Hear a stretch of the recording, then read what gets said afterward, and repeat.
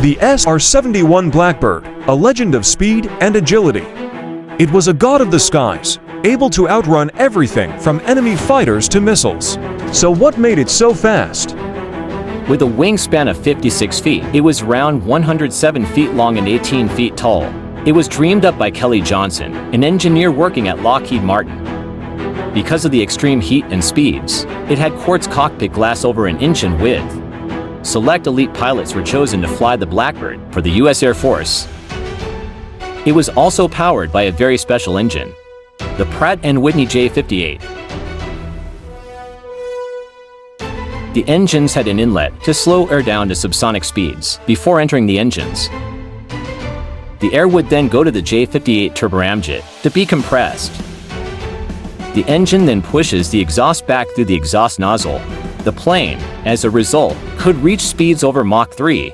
The exhaust generated was actually supersonic, and as a result, diamond shock waves were created in the afterburner.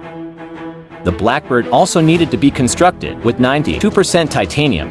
The Central Intelligence Agency quickly realized that the largest producer of titanium was the Soviet Union itself, so they quickly assembled phony companies to buy up the titanium. The titanium was used to shield the airframe. Flying at 3 times the speed of sound, it also generated immense amounts of heat. This heated the surface of the spy plane to temperatures above 600 degrees Fahrenheit. Since pilots flew at over 85,000 feet, pressure suits were needed in order to fly the plane. The Blackbird also ran on special fuel. The fuel was called JP7. It was constructed so that it wouldn't ignite at high temperatures. Even though the fuel itself was fine for high-speed flights, there was still a question of where to store it. Eventually, an ingenious solution was developed. During supersonic flight, the tanks would begin to melt and leak, and the engineers had to find a solution.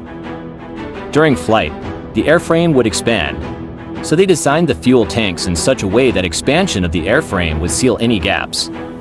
However, the downside was that when the Blackbird wasn't flying at high speeds, its airframe would contract and gaps would be created. This is why it leaked fuel in storage. The Blackbird was eventually retired in 1990, and it remains one of the fastest planes ever constructed by man.